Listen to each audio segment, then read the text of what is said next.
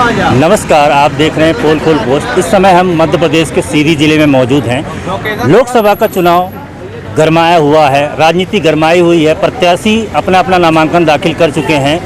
सीधी की सियासत क्या कहती है और क्या होगा समीकरण, ये देखना बड़ा दिलचस्प होगा। जिस प्रकार का माहौल इस समय देखने को मिल रहा है भारतीय जनता पार्टी और कांग्रेस के बीच, वैसे ही कई निर्दलीय ऐसे भी हैं जिन्होंने अपना पर्चा दाखिल किया है। कई ऐसे हैं जो पार्टी से पर्चा दाखिल किए। हमारे साथ मौजूद हैं, आपका शुभ नाम? श्रवण कुमार द्विवेदी। श्रवण कुमार द्विवेदी जी, आप किस पार्टी से बिलोंग करते हैं और आपने पर्चा दाखिल किया? मैं तो समाजवादी पार्टी से बिलोंग करता हूं और मैं पर्चा निर्दलीय दाखिल किया था, लेकिन आज मैं अपना दल से पुनः पर्चा दाखिल किया हूं। मुझको ये भी फार्म अपना दल के राष्ट्रीय अध्यक्ष महोदय द्वारा प्रदान कराया गया है और जिस कारण से मैं आज से अपना दल का प्रत्याशी हो गया हूं। लेकिन मूलतः मैं समाजवादी विचारधारा का व्यक्ति हूं। 20 साल से मैं समाजवादी पार्टी में काम किया था विभिन्न पदों पर। विधानसभा के चुनाव में 2013 में मिसेज पत्नी को हमारे सिंबल मिला था और पूरा टीम यहाँ चाहती थी कि हमको टिकट मिले, लेकिन गठबंधन के वजह से हमारे दल द्वारा। मुझे संक्षिप्त में एक बात ये बताइए, बहुजन समाज पार्टी और समाजवादी का विलय हो चुका है। हाँ। वो और भतीजा सीधे सीधे एक हो चुके हैं। हाँ हाँ। और पहले एक जानी दुश्मन हुआ करते थे। हाँ हाँ। और आज एक दूसरे का साथ कर रहे हैं। हाँ हाँ। इस विषय पे क्या कहेंगे आप? इस विषय पर मेरा ये कहना है कि सिर्फ बुआ और भतीजे अपने हित तक सीमित न रह जाएं। देश के जो युवा और उनके दल में अभी तो उसी पार्टी से बिलोंग करते हैं। हाँ, काम कर रहे हैं, उनका भी हित देखना चाहिए। मैं अपने छात्र जीवन से, मैं 9th में पढ़ता था, तब से समाजवादी पार्टी का पूरा तहे दिल से काम किया और जितने सीधी जिले में चुनाव हुए मध्य प्रदेश में, यहाँ तक कि उत्तर प्रदेश में चुनाव में, तो हम लोग हमेशा काम करते थे। तो पार्टी के दूसरे प्रदेशों में भी जो लोग हैं सिर्फ अपने परिवार और अपने ही मतलब। सीधी सी बात मुझे ये बताइए आप कि सीधी संसदीय क्षेत्र में दो पार्टियां बहुत कद्दावर हैं, भारतीय जनता पार्टी और कांग्रेस। आप समाजवादी पार्टी का अस्तित्व कितना मजबूत रहेगा, क्या मानते हैं, किस मुद्दे को लेकर जाएंगे आप? यहाँ की जो राजनीति है सीधी जिले की, तो सीधी जिले की राजनीति कांग्रेस और बीजेपी के यहाँ सांसद विधायक जरूर हैं, लेकिन जनता इन दोनों दलों को देखना नहीं चाहती। और तीसरे विकल्प के रूप में हम लोग हमेशा से काम करते थे, लेकिन राष्ट्रीय नेतृत्व चूंकि उत्तर प्रदेश से दोनों दलों को था, बसपा का और सपा का भी, इस कारण से पूर्ण बहुमत हम लोग मतलब पूर्ण आशीर्वाद सहयोग हम लोगों को नहीं मिल पाता था और इस कारण से हम लोग जो चाहते थे वो काम नहीं हो पाता था। हम लोगों को कमजोर करने का काम किया जाता था। बताइए आपकी आप चुनाव में किन मुद्दों को लेकर जाएंगे आप वोट मांगने जनता के पास? देखिए, बहुत सारे जिले में मुद्दे हैं। यहाँ लॉ कॉलेज नहीं है, यहाँ स्वास्थ्य की समस्या है, बेरोजगारी है, हमारे जिले के लोग पलायन कर रहे हैं, यहाँ कोई उद्योग धंधा नहीं है।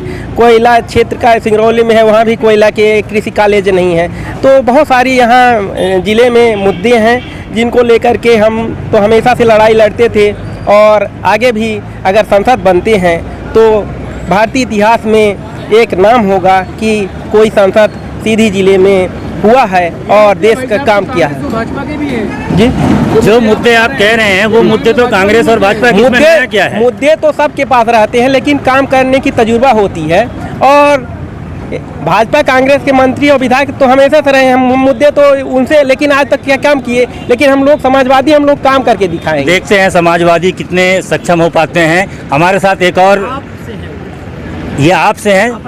अपना दल से हैं कि समाजवादी से हैं आप? नहीं, मैं तो प्रत्याशी अपना दल का हूँ, लेकिन समाजवादी विचारधारा का काम कर रहा हूँ। समाजवादी विचारधारा में कोई जरूरी नहीं कि समाजवादी विचारधारा, मैंने समाजवादी पार्टी का सिंबल मिले तभी समाजवादी विचारधारा। लगता है सीधे सीधे टकराव होने की संभावना है, क्योंकि समाजवादी के साथ में एक प्रत्याशी और हमारे साथ जुड़े हुए हैं।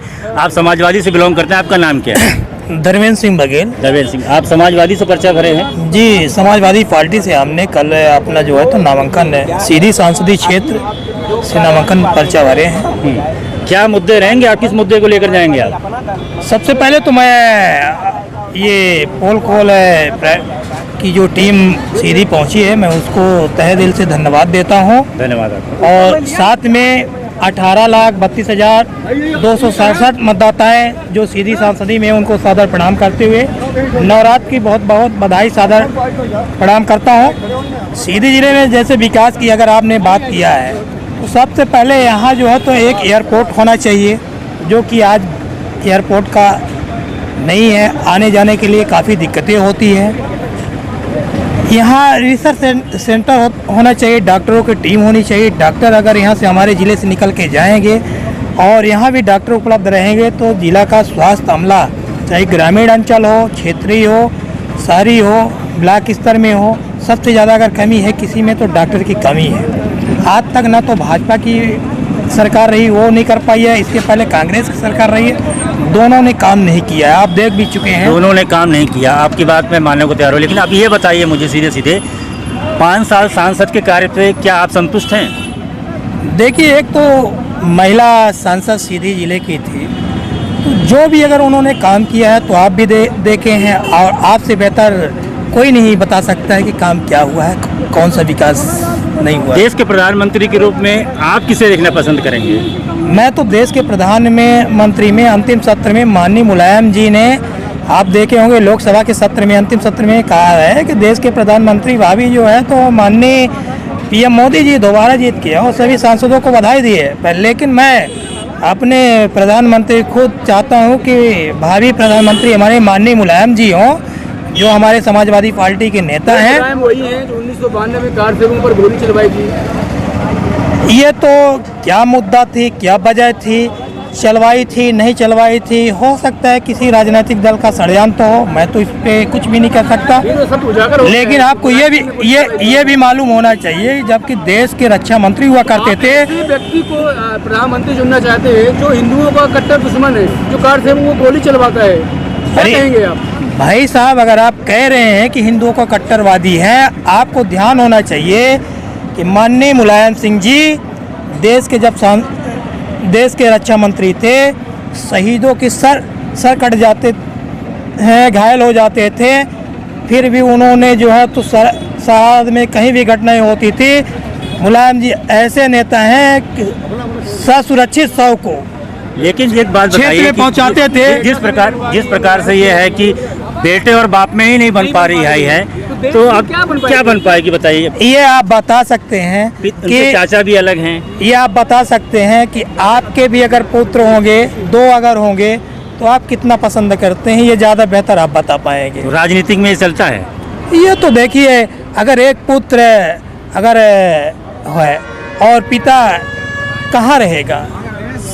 पूरे अगर हम बात करें विंध्य क्षेत्र की या पूरे बात करें मध्य प्रदेश की, तो 29 सीटें हैं। तो क्या लगता है आपके 29 में कितनी सीटें आप ला पाएंगे? हम तो बस ये जानते हैं 29 सीट में इस समय जो है मध्य प्रदेश में सबसे ज़्यादा अगर जीत के जाएंगे तो निर्दलीय चुनाव जीत के जाएंगे। यहाँ कांग्रेस की तो कोई तुलना ही नहीं है। चलिए, जैसा आपका कहना था, रहेगी कांग्रेस से। जैसा कहना था कि निर्दलीय लेकर आएंगे, आप किस पार्टी से? हम सपास पार्टी से हैं। सपास पार्टी से। सपास पार्टी से हैं। हमारा नाम है रामाधार केसरी, जनपद सदस्य भी हैं और मैं अभी वर्तमान में जनपद सदस्य हूँ। और हम भाजपा के वरिष्ठ में थे, पहले कांग्रेस में थे। ये दोनों का काम कलाप से देखकर मैं सपास पार्टी में आया कि ये दोनों जो है एक गलत संदेशन, ये हम लोगों का वोट लेकर, ये वोट अरबों खरबों का एक वोट पड़ता है, वोट लेकर ये 5 साल लौटते नहीं हैं। ये हम लोग इसलिए सोचा कि ये भाजपा कांग्रेस दोनों गंदे हैं, इसलिए मैं सपास पार्टी में आया। सपास पार्टी में आकर हम जो भी समस्याएं जनता, ये हमारे जनता जनार्दन का होगा, वो समस्याएं को हम निपटाने का बाध्य लेते हैं। ये बताइए कि सीधी जिले में माइका लाल कितना असर करेगा? जी सर, माइका लाल जो एक शब्द था, माइका लाल, शिवराज सिंह का। नहीं, शिवराज सिंह का जो माइका लाल जो उन्होंने घोषणा किया था वो सब गलत है। माइका लाल जो है, अभी उसने देखा नहीं कि माइका लाल कितने तैयार हो जाएंगे। हमारा ये मतलब है, हम लोग बच्चों को पढ़ाते हैं। आज हमारे बच्चों का जो भी हम लोग इतना पैसा, जमीन जगह सब चीज बेचकर अब बच्चों को पढ़ाते हैं। जब बच्चों पढ़ के 10% आरक्षण तो दे दिया गया। नहीं, 10% की बात नहीं, 10% जो है क्या दिया उसने? 50% आरक्षण सब में दिया, 10% हमको सामान को दिया। ये 10% आरक्षण की जरूरत हमको नहीं है। हमारा बच्चा पढ़ के आता है और 125 रुपए से लेकर 175 रुपए वो प्रति बेसिस पर अतिथि के रूप में, चाहे स्वास्थ्य विभाग में हो, चाहे शिक्षा विभाग में हो, चाहे जंगल विभाग या आपका जो है ये किसी विभाग में हो, अतिथि के रूप में वो, जो कि आज हमारे एक मजदूर 250-300 रुपये रोज पाता है, ये राज मिस्त्री 600 रुपये रोज पाता है। मेरा बच्चा पढ़ के आया तो 125 रुपये रोज के हिसाब से डेली बेसिस पर वो भर्ती करता है कि एक महीना काम करो, आपको 2500-2600 रुपये महीने मिलेगा। ये बताइए कि ऐसा ये सरकार, हमको ऐसी भ्रष्ट सरकार, चाहे कांग्रेस की हो चाहे भाजपा की हो, बिल्कुल हम इसमें सहमत में नहीं है। मैं सपास पार्टी में मिल गया हूं और सपास पार्टी के आज मैंने पर्चा भी दाखिल किया हूं। 8 विधानसभा मिलाकर एक लोकसभा बनती है जी। 8 विधानसभा में कितने सपोर्टर आपके मिल पाएंगे? हमको 8 विधानसभा में इतने सपोर्टर मिलेंगे, कम से कम 6 लाख से कम वोटर आधार नहीं पाएगा। ये 6 लाख 7 लाख वोट पाएगा। मैं सपास पार्टी का जो है अभी हमको उसमें मिलाया गया और उसमें हमको आज टिकट मिल गया और मेरा जनता जनार्दन ये कहते हैं कि रामदास तुम्हारे साथ में है। 6 लाख से कम वोट, 7 लाख देखना दिलचस्प होगा। 6 लाख से कम वोट नहीं लेकर आएंगे सपाक्स जी के रामाधार जी, ये भी कहना। हमारे साथ में वरिष्ठ पत्रकार जिले के हैं नंदलाल जी, जो राजनीति का काफ़ी उतार चढ़ाव आपने बहुत ही देखा। राजनीति के उतार चढ़ाव, कई विधायकों को आपने बनते देखा, कई सांसदों को बनते देखा, बिगड़ते देखा। क्या लगता है आपको सीधी जिले की संसदीय क्षेत्र का राजनीतिकरण? सीधे संसदीय चुनाव का मैंने लड़ाई तो खैर कांटे की है और स्थिति पहले मोदी बनाम राहुल का है चुनाव, लेकिन जो है राहुल मेहनत तो कर रहे हैं और स्थिति निर्वित है कि 10-15 हज़ार से अंतर में हार जीत किसी की भी हो सकती है। 10 से 15 हज़ार, ऐसे क्या हो, ऐसा क्या मुद्दे आएंगे निकल कर बाहर? एक्चुअली क्या कि राहुल भैया का गृह ग्राम क्षेत्र है, सीधे संसदीय और यहाँ के जन्मे है और कुंवर साहब तत्कालीन मुख्यमंत्री के पुत्र हैं और अभी 84 विधानसभा चुनाव हार गए तो आस्थाएं लोगों से हैं और बिंद के इकलौता नेता बचे हैं, इसलिए जनमानस में उनके प्रति स्नेह तो है और उन्हें लग रहा कि ऐसा नेता को हारना नहीं चाहिए और चुनाव फाइट में है। लेकिन मोदी की हवा थोड़ी सी है, इसलिए हार जीत में ये नहीं कहा जा सकता कि भाजपा जीत सकती है या कांग्रेस। लेकिन एक बात सीधे मानना एक है कि मोदी लहर का तो कहीं ना कहीं पे फर्क पड़ेगा कि नहीं पड़ेगा यहाँ पर?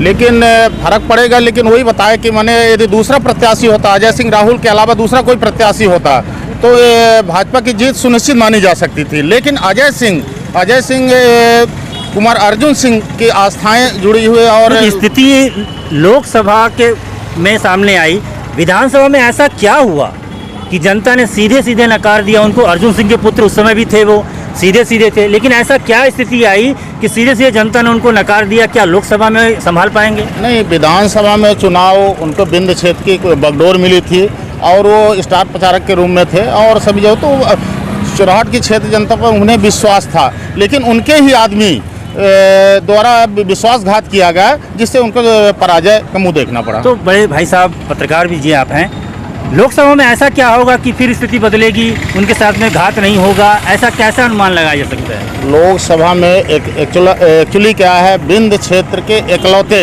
नेता के रूप में, चाहे प्रशासनिक हो चाहे राजनीतिक हो चाहे यहाँ के किसी वर्ग के विपक्ष के लोग हो, तो उन्हें यह है कि हमें राहुल भैया के यदि चुनाव जिता लेंगे तो हमें जो है ना, जैसे भोपाल या दिल्ली में कोई भी काम पड़ता है तो उनके एक फ़ोन से काम हो जाता है। इस सोच करके अब जो है ना जनता में कुछ बदलाव तो आ रहा है, लेकिन जैसे अभी कहा कि मैंने और जो युवा वर्ग के लोग हैं तो चुराहट विधानसभा क्षेत्र से तो हार गए थे, लेकिन हारने का कारण उनका पछतावा है, इसके कारण उनका जो है बहुमत बढ़ा है। एक बात सीधी सी बात ये माननी पड़ेगी, 8 विधानसभा मिलाकर एक लोकसभा बनता है, लेकिन अगर हम विधानसभा की बात करें तो 8 विधानसभा में बीजेपी की बढ़त है और एक लौता एक विधानसभा है जिसमें कांग्रेस की हाथ लगा है। तो लोकसभा में ऐसा कौन सा चमत्कार होगा कि कांग्रेस की वापसी होगी? मैं जानना उस समय 180 का मामला जरूर तूल पकड़ा था, लेकिन उस समय जो प्रदेश सरकार की जो क्रियान्वयन योजनाएं थी, आवास योजना, वृद्धा पेंशन आदि जो है ना, तो गरीब तबके के लोगों को प्रभावित किया था। तो गरीब तबके का वोट जो है तो बीजेपी के तरफ ज़्यादा गया और कांग्रेस के जो है ना तो अछूता रहा। इसके वजह से जो है ना विधानसभा में जो बीजेपी के 7 सीटें आई हैं, मात्र ओबीसी और गरीब तबके के लोगों जो शासन की योजनाएं जो चाहे केंद्र की योजना हो, लेकिन तत्कालीन मुख्यमंत्री शिवराज सिंह ने अपने डफली बजाकर गरीबों को उस समय लॉन्च किया। देखिए हमारे साथ में जुड़े थे वरिष्ठ पत्रकार जिनका कहना साफ साफ पे था कि इस बार कांग्रेस की वापसी हो सकती है और कहीं ना कहीं पर राहुल जी को मौका मिल सकता है। अब देखना दिलचस्प होगा कि क्या कांटे की लड़ाई बने रहती है या मौका मिलता है या नहीं, या ऊँट किस करवट बदलती है, ये तो आने वाला समय बताएगा। तो बने रहें हमारे न्यूज़ नेटवर्क के साथ और देखते रहें पल पल की राजनीतिक खबरें। नमस्कार, मैं हूँ राजीव गुप्ता। हमारे चैनल पोल खोल पोस्ट को सब्सक्राइब करें, घंटी का बटन जरूर दबाएं, जिससे नई अपडेट्स आपको मिलती रहेंगी।